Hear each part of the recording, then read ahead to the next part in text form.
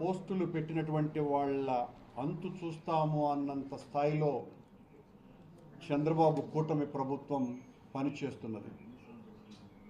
అందులో విజయమ్మ గారి మీద, షర్మిలమ్మ గారి మీద వర్రా రవీందర్ రెడ్డి అనేటువంటి పేరుతో ఫేక్ ఐడీలు సృష్టించుకొని పెట్టినటువంటి తెలుగుదేశం పార్టీ సానుభూతి పరులు పెట్టినటువంటి పోస్టుల్ని కూడా వైఎస్ఆర్ కాంగ్రెస్ పార్టీకి ఆపాదించి ఇదంతా కూడా వైఎస్ఆర్ కాంగ్రెస్ పార్టీ వాళ్ళే చేస్తున్నారు, ఉచ్చ నీచాలు తెలియనటువంటి అమానవ జాతి వైఎస్ఆర్ కాంగ్రెస్ పార్టీ శ్రేణులు అని చంద్రబాబు నాయుడు గారు వితండపు మాటలన్నీ కూడా మాట్లాడుతున్నారు. బడ్జెట్ సమావేశాలలో ఆయన తానంత గొప్పవాడే లేడన్నట్టుగా, తనంత గొప్ప సంస్కారవంతుడు, తనంత సంస్కరణవాది ప్రపంచంలోని ఎవరూ లేరని, అభివృద్ధికి తానే ఆద్యుడని, తన బుర్రలో అనేక రకమైనటువంటి ఆలోచనలు ఉన్నాయి, రాష్ట్రంలో ఆదాయం లేకపోయినా అప్పులమయమైపోయినా నా ఆలోచనలతో రాష్ట్రాన్ని దూసుకు వెళ్ళేటట్టు చేస్తాను అనని మాయమాటలన్నీ కూడా చాలా ఉత్తర ప్రగల్భాలు పలుకుతున్నారు. చంద్రబాబు నాయుడు గారి చేతిలో ప్రసార మాధ్యమాలు, ప్రచార సాధనాలు అన్నింటినీ గుప్పిట్లో ఉంచుకోవటం మూలంగా చంద్రబాబు నాయుడు గారు ఏమి చెబితే అదే తందానా అంటూ ఈ రాష్ట్రంలో సాగుతున్నది. ఎలక్షన్లకు ముందు చంద్రబాబు నాయుడు గారు ఈ రాష్ట్ర అప్పు 14 లక్షల కోట్ల రూపాయలని బాకా ఊదినారు. ఈ రాష్ట్రం శ్రీలంక అయిపోతుంది అని ప్రచారం చేసినారు. ఆయన ప్రచారం మొదలు పెట్టంగానే మరుసటి రోజు ఈనాడు పత్రికల్లో పతాక శీర్షికలతో ఈనాడు ఆంధ్ర రాష్ట్రం శ్రీలంకగా మారబోతోంది అని ప్రచారం. ఆ వెనువెంటనే భువనేశ్వరి గారు ఒక ప్రకటన, రాష్ట్రం అప్పులమయమైపోయిందని. ఆవిడేమో 12 లక్షల కోట్ల రూపాయలకు పైగా జగన్ ప్రభుత్వం అప్పులు చేసిందేనని కేంద్ర ప్రభుత్వానికి ఆవిడ ఫిర్యాదు కూడా చేశారు ఎన్నికలప్పుడు. నిన్న జరిగినటువంటి బడ్జెట్ సమావేశాలలో రాష్ట్ర ఆర్థిక మంత్రి బడ్జెట్ అప్పులు 6,76,000 కోట్ల రూపాయలు అని తేల్చి చెప్పినారు. నిన్న చంద్రబాబు నాయుడు గారే తన ప్రసంగంలో 9,76,000 కోట్ల రూపాయలుగా దాన్ని ప్రకటించినారు. మరి 12 లక్షల కోట్ల రూపాయల అప్పుల గురించి ఏమన్నారా? 14 లక్షలని మీరు బాకాలు ఊది ఆ రోజున ఎవరో ఒక ఆర్థిక శాస్త్రవేత్త అని పేరున్నటువంటి వ్యక్తిని తీసుకొని వచ్చి చాలా ప్రముఖంగా పత్రికా సమావేశాలు ఏర్పాటు చేసి ఈ రాష్ట్రం కుదేలైపోతున్నది, ఈ రాష్ట్రం అప్పులమయమైపోయి సర్వనాశనానికి దారి తీస్తోంది అని మీరు చెప్పినటువంటి మాటల సారాంశం ఈరోజు ఎక్కడికి వెళ్ళింది? ఇప్పుడు కూడా చంద్రబాబు నాయుడు గారు వెలికి తీస్తే ఇంకా చాలా ఉన్నాయి అప్పులు అనేటువంటి మాటలు మాట్లాడుతున్నారు. పొంతన లేకుండా తన వైఫల్యాలను కప్పిపుచ్చుకోవటం కోసమని పాత జగన్మోహన్ రెడ్డి గారి ప్రభుత్వం మీదనే నిందలు మోపి తను హామీలు ఇచ్చినటువంటి సూపర్ 6ను అమలు చేయటానికి ఏమాత్రము కృషి చేయకుండా ఈ రాష్ట్రమంతా అప్పులమయమైతే నేను ఎలా బాగు చేయాలి, ఎలా ఈ సూపర్ 6 హామీలను అమలుపరచాలి అనేటువంటి మాటలు మాట్లాడుతున్నారు. మరి ఎన్నికల ముందు మీరే 14 లక్షల కోట్లు అప్పులున్నాయి ఈ రాష్ట్రానికి అని చెప్పినప్పుడే మీరు ఈ హామీలన్నీ ఇచ్చినారు అన్నటువంటి సంగతిని వైఎస్ఆర్ కాంగ్రెస్ పార్టీ గుర్తు చేస్తున్నది. మీరు 14 లక్షల కోట్ల అప్పు ఉన్నది అని చెప్పినప్పుడే దాదాపు 2 లక్షల కోట్లకు పైగా అదనంగా భారం పడే విధంగా మీరు ఈ రకమైనటువంటి హామీలు ఇచ్చినారు. ఈ రోజున ఆ హామీలలో ఒక్కటి కూడా నెరవేర్చకుండా 4,000 రూపాయలు పెన్షన్ పెంచినారు. దాదాపు 3 లక్షల మందికి పెన్షనర్ల పెన్షన్ను కట్ చేసినారు. గ్యాస్ సిలిండర్లు ఇస్తామని చెప్పినారు. అందులోనూ కూడా అర్హతకు సంబంధించి అనేక మంది లబ్ధిదారులకు అవకాశం లేకుండా చేస్తున్నారు. మీ గతమంతా కూడా ఇదే, కొత్తగా వచ్చిందేమీ కాదు ఇది. మీరు మీ సశ్చీలతను గురించి, మీ క్యారెక్టర్ను గురించి అత్యద్భుతంగా మీరు చెప్పుకుంటూ ఉంటే మీకు బాకాలు ఊదేటువంటి, మిమ్మల్ని మోసేటువంటి బోయీలైనటువంటి మీడియా సంస్థల యాజమాన్యాలు మీరు చెప్పిందంతా కూడా వేదవాక్కులేనని, శ్రీకృష్ణుడు అర్జునునికి ఉపదేశిస్తున్నట్టుగా, భగవద్గీత చెప్పినట్టుగా మీరు అసెంబ్లీలో కానీ లేకపోతే పత్రికా సమావేశాలలో కానీ మీరు మాట్లాడుతూ ప్రజలకు చెప్పేటువంటి బోధలన్నీ కూడా ఆ భగవద్గీత సారాంశాలే అన్నంత గొప్పగా మీరు చెప్పిందంతా కూడా ప్రతి ఒక్కటి అక్షర సత్యమని, ఇంత దారుణంగా జగన్మోహన్ రెడ్డి రాష్ట్రాన్ని కుదేలు చేశాడు అని, మీరు ఒక గొప్ప సాంఘిక సంస్కర్తగా మీరు చేయబోయేటువంటి అద్భుతమైనటువంటి విన్యాసాలను గురించి, వాళ్ళు చేస్తున్నటువంటి కార్యక్రమాలు, అమరావతి దూసుకుపోతోంది, సిలిండర్లు ఉప్పెనలాగా పడిపోతున్నాయి, తొందరలోనే బస్సుల్లో ఉచితంగా మహిళలకు ప్రవేశం, రైతులకు 20,000 రూపాయల రొక్కం ఇవ్వటమన్న హామీ నెరవేర్చబోతున్నాడు చంద్రబాబు అన్నది మీ పత్రికలలో, మీ ప్రసార మాధ్యమాలలో ఎంత గొప్పగా వస్తున్నాయంటే, అమలుకు నోచుకున్నటువంటివి ఎంత, మీరు కోత విధించిందెంత అన్నటువంటిది ఒక్క మాట కూడా రాదు. దీన్ని పక్కకు మళ్లించటం కోసమని ప్రతి నెల ఏదో ఒక డైవర్షన్ని తీసుకొని వచ్చి మొత్తం వైఎస్ఆర్ కాంగ్రెస్ పార్టీ, జగన్మోహన్ రెడ్డి సర్వ వ్యవస్థల్ని ఆంధ్ర రాష్ట్రంలో ఛిద్రం చేశారు అని చెప్పటానికే, ఉపయోగించడానికే సరిపోయింది.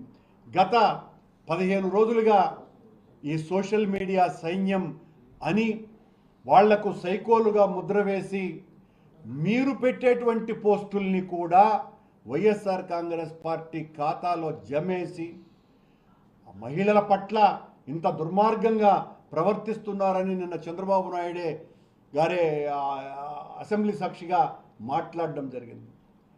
చంద్రబాబు నాయుడు గారు, మీరు మాకు సంబంధించినటువంటి సానుభూతి పరులందరినీ కూడా జైళ్ళల్లోకి నొక్కి పోలీసుల చేత అరెస్టులు చేయించి 3rd డిగ్రీలు కూడా కొన్ని చోట్ల ప్రయోగింపచేసి ఒక భయానక వాతావరణాన్ని సృష్టించి వైఎస్ఆర్ కాంగ్రెస్ పార్టీకి ఎవ్వరూ కూడా సానుభూతి పరులే లేకుండా ఉండాలా అనేటువంటి మీ ప్రయత్నం వెనుక మీ గురించి ఎప్పుడో 20 సంవత్సరాల క్రితమే మీ తోడల్లుడు, మీ సహా సోదరుడు అయినటువంటి దగ్గుపాటి వెంకటేశ్వరరావు గారు ఒక చరిత్ర కొన్ని నిజాలు అన్నటువంటి పుస్తకంలో మీ యొక్క వ్యక్తిత్వ ఔన్నత్యాన్ని గురించి, ప్రపంచంలో హద్దులు లేకుండా ఉన్నటువంటి మీ వ్యక్తిత్వం యొక్క గొప్పతనాన్ని గురించి ఆయన చాలా చక్కగా వివరించినారు. ఈ పుస్తకం ఈ రోజున మీరు మా సానుభూతి పరుల్ని అరెస్టులు చేయటం ప్రారంభించిన తర్వాత రాష్ట్రంలో ఉన్నటువంటి వైఎస్ఆర్ కాంగ్రెస్ పార్టీ సానుభూతి పరులు, సామాన్య ప్రజలంతా కూడా ఎక్కడ దగ్గుపాటి వెంకటేశ్వరరావు గారి పుస్తకము అని బుక్ స్టాళ్ళకి లేకి పరుగులు తీస్తూ బారులు కడుతున్నారు. ఈ పుస్తకం దొరకటం కూడా దుర్లభమైపోతున్నది.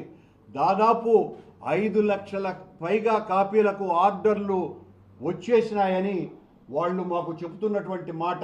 ఈ పుస్తకం అంతగా ఈ రోజున డిమాండ్ పెరిగిపోతున్నది. ఈ పుస్తకాన్ని తక్షణమే మీరు నిషేధించకపోతే చంద్రబాబు నాయుడు గారు, ఈ పుస్తకాన్ని మీరు నిషేధించకపోతే చాలా విపత్కర పరిస్థితుల్లోకి మీ వ్యక్తిత్వం మీద పరిణామాలు మారబోతున్నాయి అని తెలియజేస్తున్నాను. ఇందులో ఆయన ఇవేవి నేను అంటున్నటువంటి మాటలు కాదు, నా మాటలు కానే కావు. దగ్గుపాటి వెంకటేశ్వరరావు గారు మీ తొలినాళ్ల నుంచి ఆయన రాసినటువంటి మాటలు ఒక చరిత్ర, కొన్ని నిజాలు. నిజానికి కొన్నే నిజాలు రాశానని ఆయన చెప్పుకున్నారు, ఇంకా చాలా నిజాలు ఉన్నాయి అన్నది ఆయన ఉద్దేశం. అందులో మచ్చుకు కొన్ని ఆయన రాసినటువంటి మాటలు. చంద్రబాబు నాయుడు గారు తెలుగుదేశం పార్టీలో చేరమని దగ్గుపాటి వెంకటేశ్వరరావు గారు వారి దగ్గరికి వెళ్ళినప్పుడు చంద్రబాబు గారు కాగితం మీద లెక్కలు రాసి, అప్పటికే కాగితాల మీద లెక్కలు రాసేటువంటి అలవాటు మా చంద్రబాబు గారికి ఉన్నది అన్నటువంటి మాట కూడా ఆయన రాసినారు. రామారావు గారికి కేవలం 5% ఓట్లు మాత్రమే వస్తాయి. ఈ మనిషి జేబులో నుండి పైసా కూడా తీయడు, అయినా సినిమా మోజుకు ఓట్లు పడతాయా? ఎట్టి పరిస్థితుల్లోనూ గెలవడు. నాకు మంత్రి పదవి ఉంది కాంగ్రెస్లో, ఇది వదులుకొని ఎలా వస్తాను అని ఎద్దేవా చేస్తూ మాట్లాడాడు. నేను ఇంటికి వెనుతిరిగాను. మళ్ళీ నేను మరొక్కసారి కలిస్తే, ఇది పేజీ నెంబర్ 17, ఆ రోజు సాయంత్రం 7 గంటల సమయంలో మళ్ళీ మీరు కాంగ్రెస్ను వదిలి తెలుగుదేశం పార్టీలో చేరితే బాగుండునని నేను మాట్లాడితే, ఆ రోజే నేను పత్రికల్లో మాట్లాడాను అని ఆ కాగితాలు ఆంధ్రపత్రిక ముఖ శీర్షికలో వచ్చినటువంటి పేపర్ను నా ముందర పెట్టి, అందులో పతాక శీర్షిక మామ ఎన్టీఆర్పై ఎక్కడి నుంచైనా పోటీ చేయటానికి రెడీ, తెలుగుదేశం ఒక గాలి పార్టీ, తెలుగుదేశం ఒక గాలి పార్టీ, దానికి భవిష్యత్తు లేదు అని మీరు మాట్లాడారు అని 18వ పేజీలో చాలా స్పష్టంగా ఉన్నది. అలాగే మీ పెళ్లికి సహకరించినటువంటి చిత్తూరు జిల్లా పిచ్చాటూరుకు సంబంధించిన జయచంద్ర నాయుడు గారని వారు నాకు కూడా చాలా బాగా తెలుసును, చాలా పెద్ద మనిషి. మీ పెళ్లి జరిపించటంలో చాలా ముఖ్యమైన పాత్ర వహించినటువంటి వ్యక్తి. కాంగ్రెస్ పార్టీలో యూత్ కాంగ్రెస్ అధ్యక్షుడిగా ఉన్నారు. మీరు బ్లాక్ కాంగ్రెస్ అధ్యక్షుడిగా ఉండినాడు చంద్రబాబు నాయుడు గారు. ఆయనకు ఆ రోజున అది రిజర్వ్డ్ కాన్స్టిట్యుయెన్సీ కాబట్టి వేపంజేరి ఆయనకు సీటు రాలేదు. చంద్రబాబుకు సీటు ఇప్పించింది కూడా జయచంద్ర నాయుడు గారే. ఆ తర్వాత మేమందరము కూడా జయచంద్ర నాయుడును తెలుగుదేశంలోకి రమ్మని చెప్పితే, ఆయన చేరటానికి హైదరాబాదుకు వస్తే చంద్రబాబు నాయుడు గారి యొక్క చాణక్య నీతి వెంటనే జయచంద్ర నాయుడు దగ్గరికి వెళ్ళి, నువ్వు ఎట్టి పరిస్థితుల్లోనూ తెలుగుదేశం పార్టీలో చేరొద్దు అని చెప్పి ఆపివేశాడు. ఆ తర్వాత చంద్రబాబు నాయుడు చేరినాడు. చంద్రబాబు చేరిన తర్వాత జయచంద్ర నాయుడు తెలుగుదేశం పార్టీలో చేరటానికి ప్రయత్నం చేస్తే ఎట్టి పరిస్థితుల్లోనూ చేర్చుకోవటానికి వీలు లేదు అని శాశ్వతంగా రాకుండా చేశాడు అన్నటువంటి మాట 27వ పేజీలో చంద్రబాబు నాయుడు గారి యొక్క వ్యక్తిత్వ ఔన్నత్యాన్ని గురించి వారు చాలా స్పష్టంగా చెప్పటం జరిగింది. చంద్రబాబు గారు పార్టీలోకి వచ్చిన తర్వాత కాంగ్రెస్ పార్టీ సంస్కృతి తెలుగుదేశం పార్టీలోకి మొదలైంది. ప్రభుత్వంలో దోచుకోవటం ప్రారంభమైంది కూడా చంద్రబాబు గారితోనేనని పేజీ నెంబర్ 34లో స్పష్టంగా చెప్పారు. పేజీ నెంబర్ 36లో ఆయన కార్యకర్తల కోసమని శిబిరాలు ఏర్పాటు చేశారట. ఆ సమయంలో చంద్రబాబుకు మాట్లాడేది కూడా చేత కాదు. చంద్రబాబు కార్యకర్తల కోసం పెట్టిన శిబిరాలు కావివి, చంద్రబాబు ఉపన్యాసం నేర్చుకోవడానికి పెట్టుకున్నటువంటి సభలు అని దగ్గుపాటి వెంకటేశ్వరరావు గారు చంద్రబాబు గారి యొక్క ఉపన్యాస కేసరితత్వం మీద చెప్పినటువంటి మాటలు. ఈ రోజున చంద్రబాబు గారు మైక్ ఎత్తితే కనీసం అంటే 1.5 గంట మాట్లాడుతూ ఉంటారు. దానికి దగ్గుపాటి వెంకటేశ్వరరావు గారు మాట్లాడినటువంటి మాటలు, చెప్పినటువంటి విషయాలు. అలాగే ఎన్టీ రామారావు గారిని దించేసినప్పుడు 84లో నాదెండ్ల భాస్కర్ రావు గారు శాసనసభ్యులనందరినీ కూడా రామకృష్ణ స్టూడియోస్కి తరలించడానికి చేసిన కృషి ఒక చంద్రబాబు నాయుడే చేసినట్టుగా ప్రచారం చేసుకున్నారు. శుద్ధ అబద్ధం ఇది. అసలు ఈ ప్రక్రియకు చంద్రబాబు నాయుడే అసలు కారణము. ఈ నాటకానికి ఎప్పటికైనా తన భవిష్యత్తుకు అడ్డు వస్తారు అనే దుర్బుద్ధితో పార్టీలో రామారావు గారి తర్వాత ఎవరికీ ప్రాముఖ్యత ఉండకూడదు అనేదే చంద్రబాబు ఉద్దేశం. ఇదే వ్యూహంతో తర్వాతి రోజులలో కూడా వ్యవహారం నడుపుతూ ఉండేవాడు. చంద్రబాబు తానే అందరినీ క్యాంపులో ఉంచినట్లుగా, ఎవరిని బయటికి వెళ్లకుండా చేసినట్లుగా ప్రచారం చేసుకొని రామారావు దగ్గర పరపతి పెంచుకునేటట్టు చేసుకున్నాడు. ప్రచార సాధనాల తోడ్పాటుతో, వారి మద్దతుతో బయటి ప్రపంచానికి కూడా ఇదే విధమైనటువంటి సంకేతాలు పంపగలిగి విజయవంతంగా నడపగలిగినాడు. మనకందరికీ కూడా తెలుసు ఆ రోజున చంద్రబాబు నాయుడే ఇదంతా చేశాడని. దగ్గుపాటి వెంకటేశ్వరరావు గారు తన ఈ చరిత్ర నిజాలలో 40వ పేజీ 39వ పేజీలలో రాసినటువంటి విషయం. అంటే చంద్రబాబు నాయుడు గారు ఎంత మేనేజ్మెంట్ చేసుకునేటువంటి దొంగ అన్నటువంటి విషయాన్ని ఈ రోజున ఆయన సుస్పష్టంగా 20 సంవత్సరాల క్రితమే చెప్పినాడు. అలాగే 85 ఎన్నికల తర్వాత ప్రభుత్వం స్థాపించబడ్డ తర్వాత ఇక్కడి నుంచి అసలు కథ, సారా బాట్లింగ్ ప్లాంట్లు ఏర్పాటు చేయాలనే ఉద్దేశం ప్రభుత్వానికి వచ్చింది. ఈ బాట్లింగ్ ప్లాంట్స్ మొత్తం ఒక వ్యక్తికి కట్టబెట్టాలి అని ఒక పథక రచన చేశాడు చంద్రబాబు నాయుడు గారు. ఆ వ్యక్తి తమిళనాడు నివాసి అయిన పురుషోత్తం. చంద్రబాబు తనే స్వయంగా తన తెల్ల అంబాసిడర్ కారు నడుపుకుంటూ వెళ్ళి బంజారీ హిల్స్లో ఉన్నటువంటి తాజ్ బంజారా హోటల్కు పురుషోత్తం దగ్గర నుంచి 3 కోట్ల డబ్బుని గోతం సంచులలో వేసుకొని వచ్చినాడు. కేరళ నుంచి వచ్చిన రాజ్యసభ సభ్యుడిగా ఉన్న ఉన్నికృష్ణన్ అనే వ్యక్తి ఈ డీల్ చేసినాడు. ఇతను ఉపేంద్రకు చాలా సన్నిహితుడు. ఈ విధంగా డబ్బులు తీసుకునే విధానం తెలుగుదేశం పార్టీలో అంతకు పూర్వం లేనే లేదు. ఇటువంటి అవినీతి చర్యలకు వ్యతిరేకంగానే తెలుగుదేశం పార్టీని గెలిపించినారు. ఇది తెలిసినటువంటి ఎన్టీ రామారావు గారు ఆ బాట్లింగ్ యూనిట్ను ప్రైవేటు వ్యక్తులకు ఇచ్చే ప్రక్రియనే పూర్తిగా నిలిపివేసి ప్రభుత్వ పరంగానే ఏర్పాటు చేయాలని నిర్ణయం తీసుకున్నారు. కానీ చంద్రబాబు రీతి ఇలాగానే కొనసాగుతూ ఉండేది పార్టీలో. ఉదాహరణకు కడప నుంచి బలరాం రెడ్డి అనే వ్యక్తికి నష్టాలతో ఉన్న తన విష్ణుప్రియ హోటల్ను ఇచ్చి అధిక మొత్తంలో డబ్బు తీసుకొని జిల్లా పరిషత్ చైర్మన్గా అవకాశం కల్పించినాడు. నా మాటలు కావు సుమా, దగ్గుపాటి గారి మాటలు. నష్టాల్లో ఉన్న భువనేశ్వరి కార్బైడ్స్, రేణుగుంటలో ఎయిర్పోర్టుకు ఎదురుగా ఉండేది కార్బైడ్స్ పరిశ్రమను రేణుకా చౌదరికి ఇచ్చి రాజ్యసభ సభ్యత్వాన్ని ఆమెకు ఇచ్చాడు. జనవరిలో జరిగినటువంటి మహానాడులో హైదరాబాదులో పెద్ద ఎత్తున జరిగిన ఆ కార్యక్రమంలో చంద్రబాబు డబ్బు విపరీతంగా వసూలు చేయటం జరిగింది.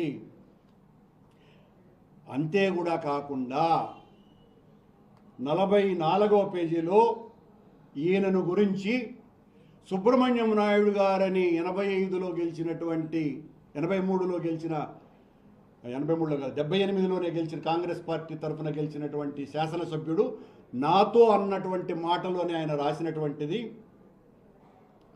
చంద్రబాబు మంత్రి అవ్వటానికి కూడా 5 లక్షలు ఆ రోజున కాంగ్రెస్ వాళ్లకు సమర్పించుకున్నాడని, మద్రాసు సవేరా హోటల్లో చెయ్యరాని పనులు చెప్పలేనివి ఎన్నో చేశాడని ఆనాడు అతనితో ఉన్నటువంటి కాళహస్తి కాంగ్రెస్ ఎమ్మెల్యే సుబ్రహ్మణ్య నాయుడు ఆనాడే నాతో చెప్పినాడు. మరి ఆ చెప్పరానివి చెప్పలేనటువంటివి హోటళ్లలో ఏం జరుగుతాయో అది ఆ దగ్గుపాటి వెంకటేశ్వరరావు గారు దాన్ని పూర్తి వివరణ ఇవ్వాలా, మనకే వదిలేశారు పాఠకుడికి. అలాగే ఈయన్ను టార్చ్ లైట్ మంత్రి అనేవాళ్ళు కూడా అనేవారట. ఏమని అడిగితే వెళ్తే నేను ఎదిగితే విశాఖపట్నంలో ఒకరోజు చిన్ననోటి పారుదల శాఖ మంత్రిగా ఉన్నప్పుడు కాంట్రాక్టర్లు చంద్రబాబుకు ముడుపులు ముప్పజెప్పలేదని వెంటనే ఇరిగేషన్ పనులు తనిఖీ చేయాలని అది అర్ధరాత్రి సమయంలో ఒక టార్చ్ లైట్లు తెమ్మన్నాడంట. ఆ టార్చ్ లైట్ వెలుతురులో ఆ రాత్రి సమయంలో తనిఖీలు చేయటం ప్రారంభించినాడు చంద్రబాబు నాయుడు. ఇంకేముంది, కాంట్రాక్టర్లంతా కూడా పరిగెత్తుకుంటూ వచ్చి తాము ఇవ్వవలసినటువంటి ముడుపులు ఆ దెబ్బతో వెంటనే ఇచ్చేశారు. అప్పటి నుంచి చంద్రబాబును మైరన్ ఇరిగేషన్ మంత్రి అనటం మానేసి టార్చ్ లైట్ మంత్రి అనటం కూడా మొదలుపెట్టారు. ఇది కూడా నా మాట కాదు, కనుక నన్ను అరెస్ట్ చేయడానికి లేదు చంద్రబాబు నాయుడు గారు. ఇది పూర్తిగా మీ తోడల్లుడు మీ వ్యక్తిత్వ ఔన్నత్యాన్ని గురించి మాట్లాడుతున్నటువంటి మాటలు. నేను మళ్ళీ అందరూ కలిసి ఆడన్న ప్రెస్ మీట్లలో పెడతారేమో అని నేను మాట్లాడుతున్నాను. అలాగే ఈ 49-50 పేజీలలో ఈయన పార్టీ జనరల్ సెక్రటరీగా ఉన్నప్పుడు చంద్రబాబు గది వద్దకు ఒక ముసలావిడ వచ్చి ఒక 10,000 రూపాయల కట్టలు చూపించి, ఇది 10,000 ఇస్తే నా కొడుకు ఉద్యోగం ఇప్పిస్తారని మా ఊళ్ళో చెప్పగా వచ్చినాను అని ఆమె చెప్పిందట. చంద్రబాబు ఆమెను వెంటనే పోలీసులకు పట్టించాడట. అప్పటికే ఆయన విలువ చాలా పెరిగిందని వెంకటేశ్వరరావు గారి ఉవాచ. వెంటనే పేపర్లో ఒక కార్టూన్ వచ్చిందట. ఏవమ్మా చంద్రబాబు అంత చౌకగా కనపడుతున్నాడల్లా, లక్షన్న పలకకపోతే ఎలా అని పత్రికలలో ప్రముఖంగా ఒక కార్టూన్ వేశారని దగ్గుబాటి వెంకటేశ్వరరావు గారు చెప్పినారు. అలాగే ఆ రోజు పార్టీలో జెండాలు, బ్యానర్లు, వాల్ పోస్టర్లు, ఎన్టీఆర్ బొమ్మతో కూడిన రేకులు మొదలైనవన్నీ మేము తయారు చేసి పంపేవాళ్ళం. ఈ కొనుగోళ్లు కోట్ల రూపాయలలో ఉండేవి. జెండాలు, బ్యానర్లు రాజమండ్రి వాసులు చేసేవారు. పోస్టర్స్ హైదరాబాద్లో ప్రింట్ అయ్యేవి. చంద్రబాబే ఈ కొనుగోళ్లను స్వయంగా ఆ తయారీదారులతో మాట్లాడి కొనుగోలు చేశాడు. ఈ కొనుగోళ్లలో చంద్రబాబు పర్సంటేజీ లేకుండా ఆర్డర్లు చేసేవాడు కానే కాదు. దానికి సాక్షి పార్టీ కేంద్రాలయ కార్యదర్శిగా ఉన్న భుజంగరావు, అంబటి బ్రాహ్మణులయ్యకు ఈ విషయాలు బాగా తెలుసును. అలాగే 89 ఎన్నికలప్పుడు చంద్రబాబు యొక్క దమన నీతి ఏ రకంగా ఉంటుంది అని అంటే, మన ఇద్దరము కూడా ఒకేసారి శాసనసభకు పోటీ చేస్తే బాగుండదు, ఒకళ్ళం పార్లమెంటుకు పోదాం, ఒకరు శాసనసభకు పోదాం అనంటే నేను పార్లమెంటుకు పోతాను అని చంద్రబాబు గారు అన్నట్టుగా, అయితే నేను శాసనసభలోనే ఉంటానని దగ్గుబాటి గారు అన్నట్టుగా, ఆ తర్వాత 6 నెలలకు సీట్ల సెలక్షన్స్ అప్పుడు నేను కుప్పం నుంచి పోటీ చేస్తాను అని చంద్రబాబు గట్టిగా పట్టుబట్టినట్టుగా, నీవు చంద్రగిరిలో పోటీ చేయొచ్చుగా అని ఎన్టీ రామారావు గారు అడిగితే లేదు లేదు నాకు కుప్పమే కావాలి అని బలవంతంగా కుప్పాన్ని తీసుకున్నాడు. ఈ రకంగా ఉంటాయి చంద్రబాబు ఆలోచనలు. ఎప్పటికప్పుడు ఎత్తుగడలు తనకు అనుకూలంగా మలుచుకోవటంలో అతన్ని మించినటువంటి అవకాశవాద దిట్ట మరొకరు లేరునని దగ్గుబాటి వెంకటేశ్వరరావు గారు రాయటం జరిగింది. అలాగే ఇంక నుంచి మరి ఆయన గురించి ఎక్కువగా మాట్లాడారు. ఆయన జనార్దన్ రెడ్డి గారు ముఖ్యమంత్రిగా ఉన్న సమయంలో శ్రీరామ్ సాగర్ ప్రాజెక్టుకు సంబంధించి 300 కోట్ల రూపాయలకు సంబంధించిన ఒక పనుల టెండర్ విషయంలో అవకతవకల గురించి శాసనసభలో దగ్గుబాటి వెంకటేశ్వరరావు అయిన నేను ప్రస్తావించటం జరిగింది. గుత్తేదారుల ఫ్రీ క్వాలిఫికేషన్ అనే నిబంధన తీసుకువచ్చి కేవలం తమకు కావలసినటువంటి వాటిని కొద్దిమందిని అర్హులుగా చేయడానికి ప్రభుత్వం సిద్ధమైంది. మొత్తం 300 కోట్ల రూపాయల ప్యాకేజీ. దీని మీద నేను చేసినటువంటి ఆందోళనకు శాసనసభ స్పీకర్ దగ్గర జనార్దన్ రెడ్డి గారు దీని మీద పరిశీలనకు పంపవలసిందిగా కోరటం జరిగింది. ఆ పరిశీలనలో చంద్రబాబు గారు కూడా ఒక మెంబరు 2 రోజుల తరువాత ఏ రకమైనటువంటి అవకతవకలు జరగలేదు అని తెలుగుదేశం పార్టీకి చెందినటువంటి చంద్రబాబు నాయుడు గారు రిపోర్ట్ ఇవ్వటం జరిగింది. 2 రోజుల తర్వాత విషయం తెలుసుకున్న రామారావు గారు చంద్రబాబును పిలిచి చెప్పరాని విధంగా చివాట్లు పెట్టడం జరిగింది. పార్టీని తాకట్టు పెడుతున్నావని, అమ్మేస్తున్నావని కడిగేశారు. విషయం ఏమంటే ఆ టెండర్లో పాల్గొన్న కాంట్రాక్టర్లు రహస్యంగా పెద్ద మొత్తంగా చంద్రబాబుకు సమర్పించుకున్నారని రామారావు గారుకు తెలియవచ్చింది. ముఖ్యమంత్రిగా జనార్దన్ రెడ్డి గారు 20 మెడికల్ కాలేజీకి పర్మిషన్లు ఇచ్చినప్పుడు ఆందోళన చేస్తే చంద్రబాబు గారి యొక్క సాధు స్వభావాన్ని గురించి ఇక్కడ దగ్గుబాటి వెంకటేశ్వరరావు గారు ఉటంకిచ్చినారు. మరి ఒక్క బస్సు కూడా కాలవకుండా, ఒక పెట్రోల్ ఇవి కూడా వేయకుండా, బాంబులు లాంటివి వేయకుండా ఏం ఆందోళనలు చేయాలా, ఇలా ఒక బస్సు కూడా తగలబెట్టలేదు అని ఆయన మా చర్చల్లో చెప్పినాడు. వెనువెంటనే తన అనుచరులను కొంతమందిని పెట్రోల్ డబ్బాలు తీసుకురమ్మని సిటీలో కొన్ని ప్రాంతాలలో తిరిగేటువంటి బస్సులను కనీసం 3 తగలబెట్టమని పురామాయించినారు. ఇది మేమన్నమాట కాదు. దగ్గుపాటి వెంకటేశ్వరరావు గారు చంద్రబాబు గారి యొక్క అసలు నైజాన్ని, తన స్వార్థం కోసమని రాష్ట్రంలో ఉన్నటువంటి ఆర్టీసీ బస్సులనైనా తగలబెట్టడానికి ఏమాత్రము వెనుకంజ వెయ్యరు అని చెప్పడానికి ఆయన రాసినటువంటి మాట.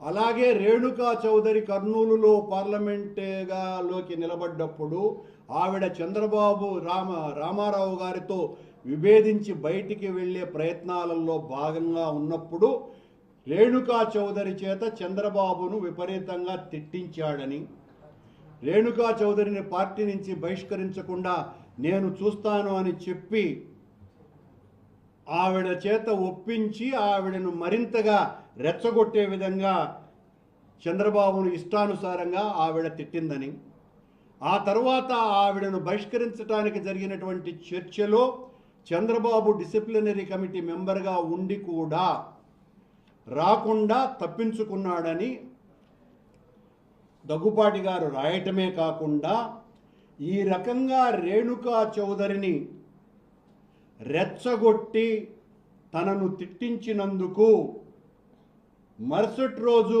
చంద్రబాబు గారు కుప్పం నుంచి తిరిగి రాగానే ఎన్టీ రామారావు గారు ఒక్క ఉదుటున కోపంతో ఊగిపోతూ మొహమంతా కందగడ్డలాయిపోయి చంద్రబాబుని పెద్ద పెట్టున తిట్టడం మొదలుపెట్టారు. ఆ రోజు రామారావు గారి క్రోధం తారాస్థాయిలో ఉంది. చివరకు ఆయన ఏ స్థాయికి వెళ్ళారంటే, చంద్రబాబు ఇంకొకసారి ఇటువంటి పని చేశారంటే చెప్పు తీసుకొని కొడతాను అని చెప్పటం జరిగింది. ఈ మాట కూడా నాది కాదు, దగ్గుపాటి వెంకటేశ్వరరావు గారిది. నేను ఒక్క పదము కూడా అతిగా చదవటంలా. చంద్రబాబు గారి యొక్క వ్యక్తిత్వ ఉన్నతత్వాన్ని గురించి దగ్గుపాటి గారు మాటలు ఇవన్నీ కూడా. చంద్రబాబుకు ఒక నైజం ఉంది. ఎన్టీఆర్ దగ్గర ప్రాపకం పెంచుకోవాలంటే ముందు ఒక ప్రాబ్లంని క్రియేట్ చేసి తనే ఆ క్రైసిస్ని సాల్వ్ చేసేటువంటి క్రైసిస్ మేనేజర్గా పేరు తెచ్చుకోవాలి. ఆ రకంగా పత్రికల్లో ప్రాచుర్యం తెచ్చుకోవడానికి పత్రికల వాళ్లతో ముందే మాట్లాడుకొని పథక వ్యూహ రచన చేసేవాడని కూడా ఆయన రాయటం జరిగింది. అలాగే అప్పుడు అధికారంలోకి రాగానే ఉదాహరణకు సీట్ల పంపకాలలో అతను కాదన్నటువంటి వాళ్లకు సీట్లు వస్తే ఆ తర్వాత సీట్లు దొరికిన వాళ్ళ దగ్గరికి పోయి నేనే నీకు సీట్లు ఇప్పించినాను అని చెప్పే అలవాటు కూడా చంద్రబాబు గారికి చాలా ఎక్కువ ఉందని, ఆ రకంగా తలసాని శ్రీనివాస్ యాదవ్ అలాగే మన దేవినేని రమణ ఇలాంటి వాళ్లకు వ్యతిరేకించిన వ్యక్తి వాళ్లకు సీట్లు మేము ఇప్పిస్తే వాళ్ళ దగ్గరికి వెళ్ళి నేనే ఇప్పించినాను మీకని చెప్పుకున్నాడని. అలాగే నిమ్మగడ్డ రమేష్ గారు ఇంతకుముందు ఆయన ఎలక్షన్ కమిషనర్గా కూడా ఉన్నారు. ఆయన తిరుపతి ఈవోగా ఆయనకు నేను రికమెండ్ చేసి వేయిస్తే చంద్రబాబు పోయి నేనే వేయించినాను రమేష్ నీకు అని చెప్పుకున్నాడు అన్నటువంటి మాటలు కూడా ఇందులో ఆయన రాయటం జరిగింది. ఇక మరొక ముఖ్యమైనటువంటి విషయం ఆయన రాసిన దాంట్లో లక్ష్మీ పార్వతి గారి విషయం. లక్ష్మీ పార్వతి గారు ఎన్టీ రామారావు గారుని వివాహం చేసుకోవాలనుకున్నప్పుడు, సరే చేసుకున్న తర్వాత తను సీట్ల కేటాయింపులలో తన వాళ్లకు సీట్లు రావనుకున్నప్పుడు చాలా తీవ్రంగా ద్వేషించేటువంటి లక్ష్మీ పార్వతి దగ్గరికి వెళ్ళి ఆ రూట్లో సీట్లు తెచ్చుకోండి మీరు ఆవిడ్ని మేనేజ్ చేసుకొని చెప్పేవాడని. అంతే కూడా కాకుండా ఈరోజు చంద్రబాబు గారు మహిళల గురించి ఇంత దారుణంగా మాట్లాడతారా అని పోస్టులు పెడతారా, అలాంటి వాళ్ళ అంతు చూస్తాము అని చెప్తున్నారే, వారిని గురించి దగ్గుపాటి వెంకటేశ్వరరావు గారు రాసిన మాట. రామారావు గారు లక్ష్మీ పార్వతిని వివాహం ఆడటానికి ముందు లక్ష్మీ పార్వతిపై చంద్రబాబు రామారావు గారి ఎదుట ఒక తీవ్ర అభియోగం చేశారు. అది ఏమిటంటే, లక్ష్మీ పార్వతి కొంతమందితో అక్రమ సంబంధం కలిగి ఉన్నది, వారు ఎవరో కూడా తనకు తెలుసును అని చెప్పాడు. వారిలో ఒకరు రామారావు గారి దగ్గర పనిచేసేటువంటి సెక్యూరిటీ ఆఫీసరు, 2 హైదరాబాదులో చిక్కడపల్లి నివాసి అయిన విజయలక్ష్మి అనే ఆవిడ కుమారుడు, ఈవిడ లక్ష్మీ పార్వతికి ఆ కుటుంబం సన్నిహితులు. రామారావు గారు ఈ అభియోగాన్ని నిరూపించమని అడిగినట్లుగా లక్ష్మీ పార్వతి తన పుస్తకంలో రాసుకున్నట్టుగా ఆ విషయాన్ని దగ్గుపాటి వెంకటేశ్వరరావు గారు రాస్తూ, చంద్రబాబు ఏ విధంగా ఆవిడను తీవ్రంగా వ్యతిరేకిస్తూనే 1994లో సంధి ఏర్పాటు చేసుకునే ప్రయత్నం కూడా చేసినాడు లక్ష్మీ పార్వతితో. ఇది తమాషైనటువంటి విషయం. ఎన్టీఆర్ కుటుంబ సభ్యులకు లక్ష్మీ పార్వతిని వ్యతిరేకిస్తున్నట్టు అంతవరకే తెలియజేసినాడు, కానీ సంధి చేసుకునే ప్రయత్నం మాత్రం దాచిపెట్టినాడు. ఈ విషయాలు ఎవ్వరికీ బాహ్య ప్రపంచానికి తెలియవు. అందుకే యథావిధిన ఆ పేజీలన్నీ ప్రచురిస్తున్నాను అని కూడా ఆయన గారు చెప్పినారు.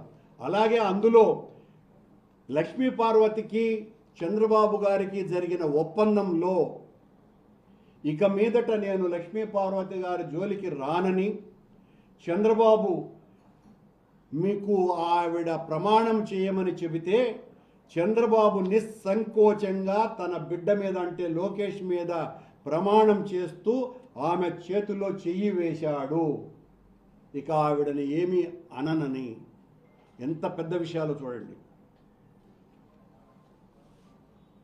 ఆ తర్వాత సంధి జరిగిన తరువాత లక్ష్మీ పార్వతి ఎన్టీ రామారావు గారి దగ్గర ఈ విషయాలు ఉటంకిస్తే, పార్వతి, లక్ష్మి అతను ఆరితేరినవాడు, అవకాశం ఇస్తే జుట్టు పట్టి వంగదీస్తాడు చూడు, నీ మీద ఎన్ని నిందలేసి మళ్ళీ నీ దగ్గరకు రావటానికి కూడా సిగ్గుపడలేదంటే అదే అతడి రాజకీయం. కాళ్లకు దండం పెట్టి లాగేస్తాడు. ఎందుకు చెబుతున్నానో అర్థం చేసుకో పిచ్చిదానా. అతడిని క్షమించటం వలన మనకు జరిగే మంచి ఏమీ లేదు, పైగా నష్టం జరుగుతుంది. పాముకు పాలు పోస్తే ఏమవుతుంది? తిరిగి కాటేస్తుంది. అదే అతని నైజం. ఇది చంద్రబాబు గారి యొక్క వ్యక్తిత్వాన్ని గురించి ఈ పుస్తకంలో ప్రస్తావించినటువంటి విషయాలు.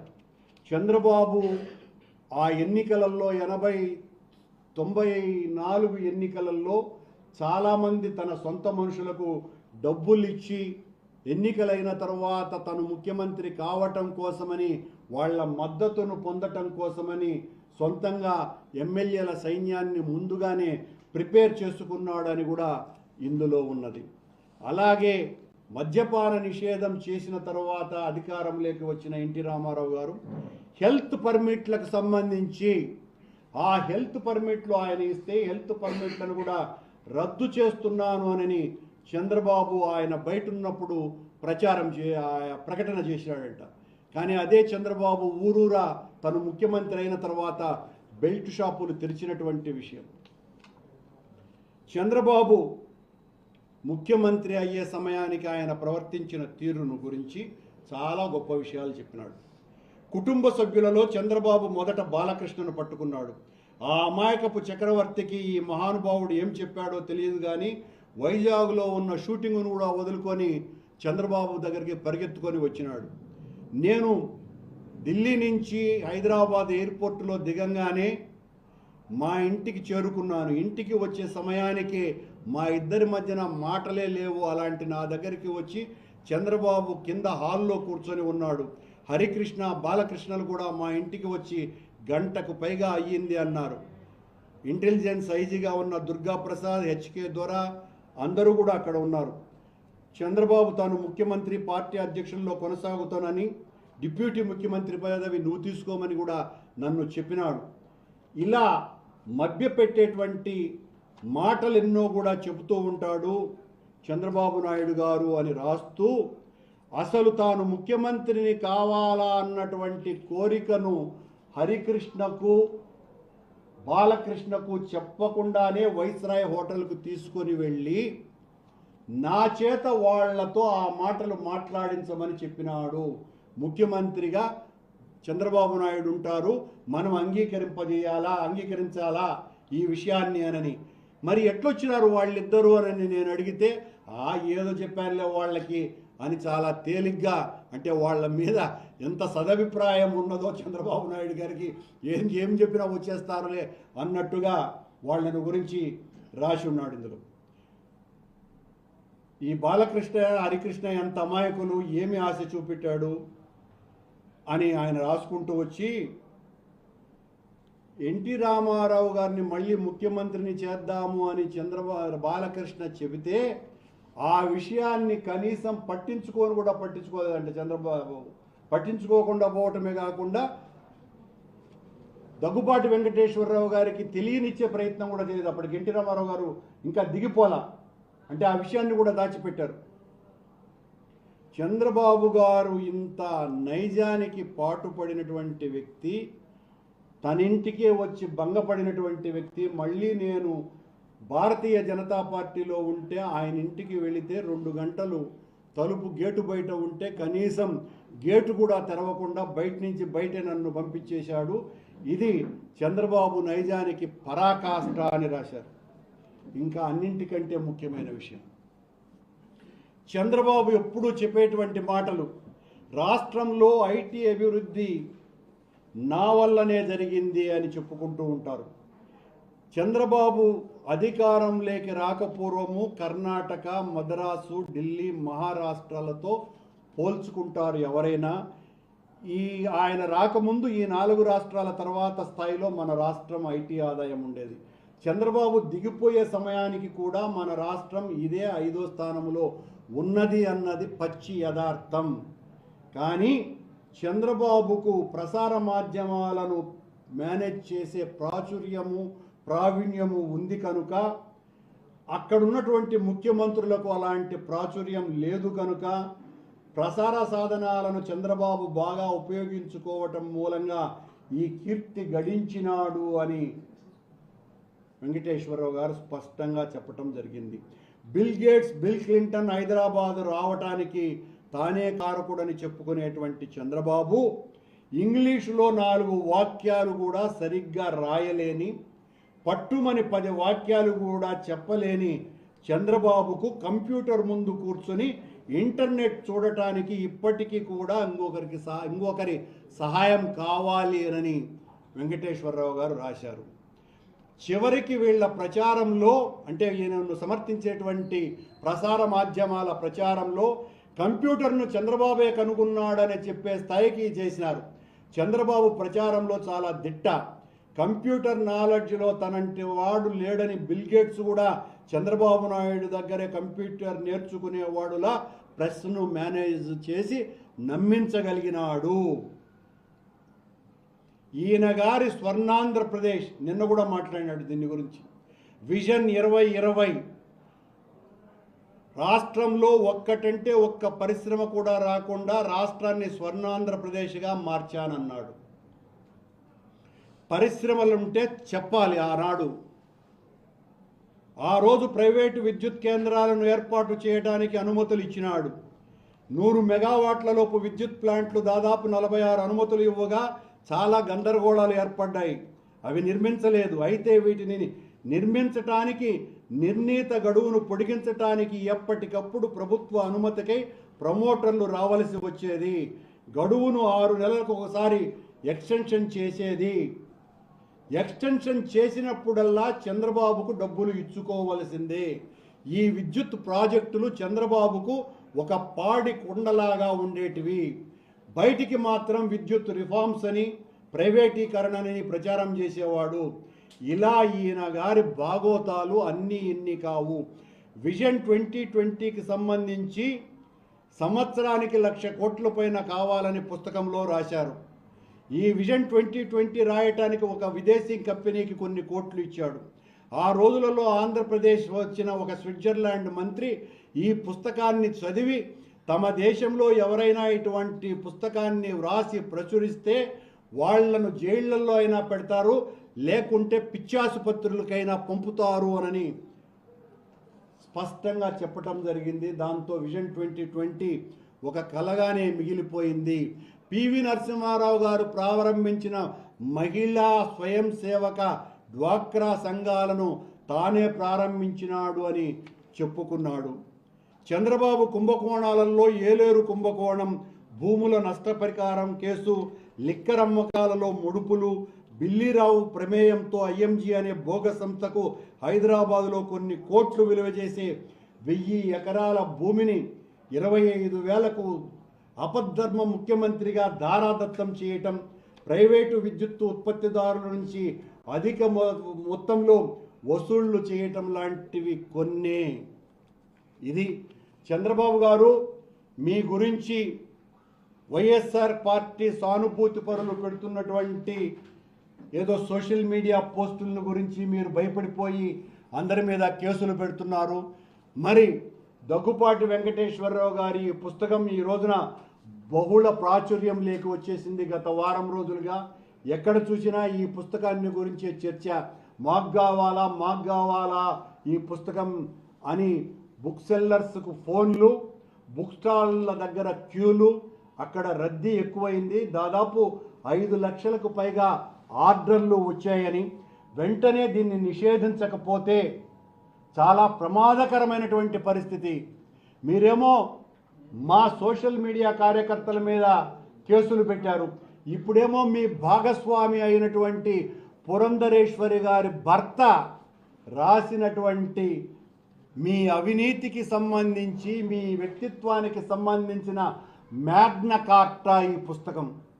ఇందులో ఎన్టీ రామారావు గారు మీ గురించి జామాత దశమగ్రహం, మీరు ఎంత ఔరంగజేబుకు వారసుడో, గాడ్సే కంటే కూడా అధముడో, ఇవన్నీ కూడా ఎన్టీ రామారావు గారు ఏమేమి చెప్పారో అవన్నీ కూడా దేవుడు కూడా క్షమించనటువంటి ఘాతకుడు చంద్రబాబు నాయుడు గారు అని ఎన్టీ రామారావు గారు చెప్పిన మాటలన్నీ కూడా ఈ పుస్తకంలో ఉన్నాయని, వెంటనే ఈ పుస్తకాన్ని నిషేధించాలి మీరు.